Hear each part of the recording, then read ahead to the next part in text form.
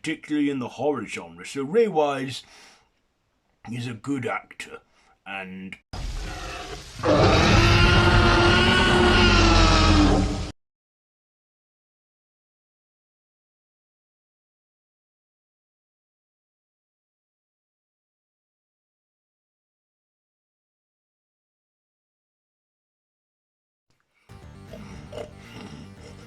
oh, why?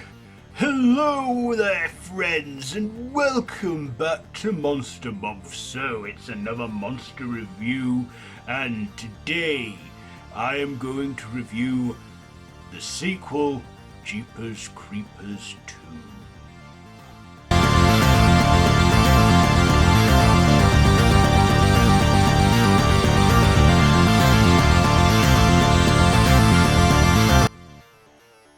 So again, I'm separating the writer, the art from the artist from the art. No, screw that man, Victor Salva. Let's talk about the film here, okay? So Jeepers Creepers 2, set a couple days or a couple weeks after the first and the third film, we see the Creeper in his final days of his feeding cycle, where he takes a farm boy and then the father goes out on a revenge mission to kill this demon by making a homemade harpoon, whilst on his final day, day 23 of his cycle, he's enjoying himself. He's going out for blood and he targets a school bus of, a school football team of jocks and cheerleaders, and he's basically tormenting them and ice in the bus, and he's having his way with them, and he's going all out there to make the most of what time he has left. So what did I like about this one? Well, I thought this was a solid sequel. I feel that we got more performing out of Jonathan Breck as the Creeper, and we got to see more of him, because at this point we pretty much knew that he was a monster, a demon, and we got to see him do more. I feel we got to see the Creeper a lot more in this than the first film, but they didn't hide any secrecy this time, because we knew at this point what it was. I also like the school bus, the young kids in there, the young cast.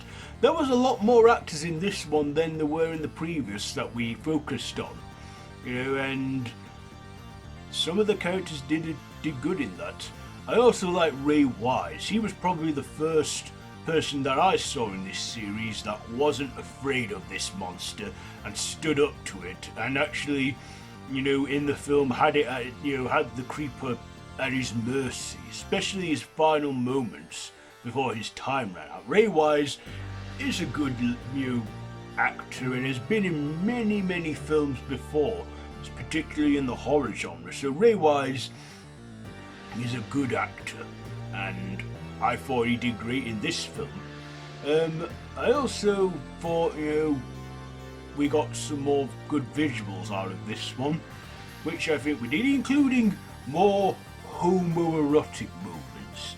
Pretty much like Nightmare on Elm Street 2, where we get a lot of,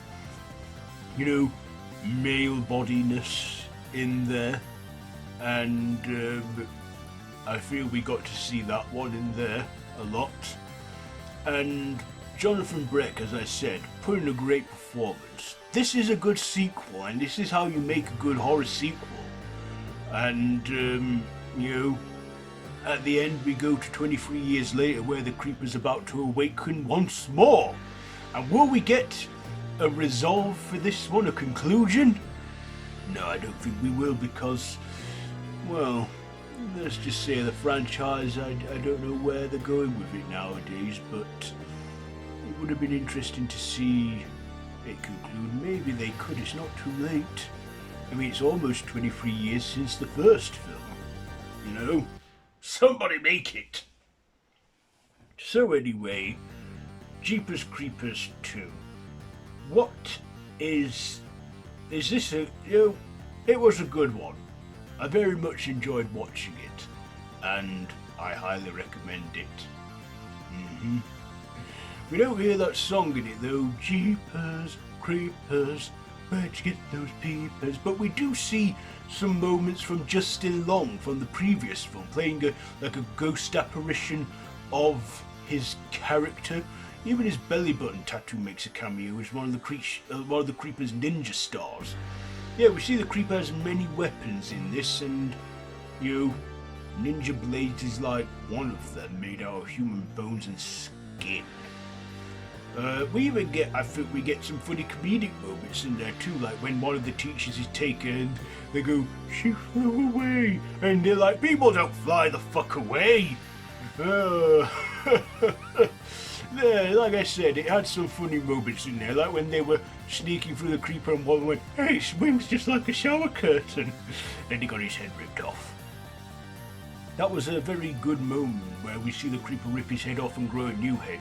Good visuals there, I gotta say, even by today's standards. But yeah, it's a fun sequel, and I say you should check it out if you enjoyed the first one. The only returning cast members from the previous film we see are Justin Long and Jonathan Breck. But as I said, it's like set, like like we see the start of it on a school bus. Well, no, we start of it in a scarecrow cornfield, then we go to a school bus, and then in the final, like we see him in the school bus. So yes, one character does a smart thing. She hides under the whole seats the whole time and gets out of the Creeper's scent. So she's smart there. But yeah, Jeepers Creepers 2. It's a good sequel, and there you have it. So my ratings before this week's reviews are done, I will give Jeepers Creepers 2. Again, I'll give it 4 monster footprints out of 5. 4 monster footprints out of 5 for Jeepers Creepers 2.